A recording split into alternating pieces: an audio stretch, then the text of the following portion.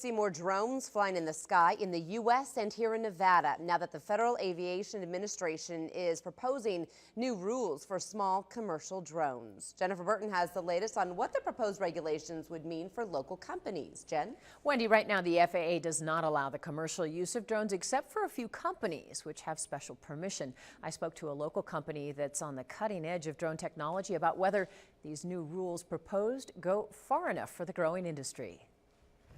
With everything in it, it's 18 pounds. Mike Richards of Drone America showed us this small drone, which can be used for search and rescue missions. You can drop the multi-rotor into the water, and somebody weighing less than 250 pounds will use it as a actual buoyancy aid. That might prove helpful in a situation like Hurricane Katrina, where people waited hours and days to be rescued. In a catastrophe like Katrina, you could fly in after the storm.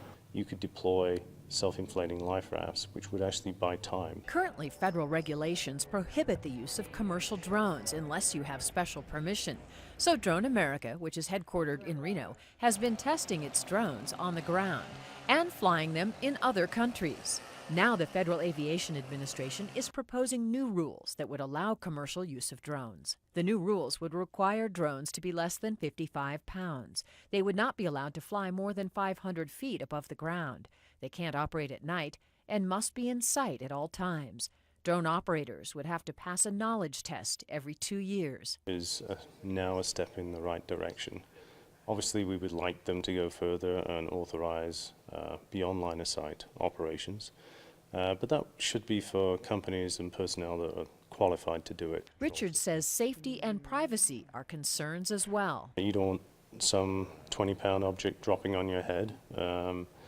Privacy. You don't want somebody filming whatever you're doing. You want them to be used in a public safety or beneficial application that the public can actually see does some good and saves lives, potentially.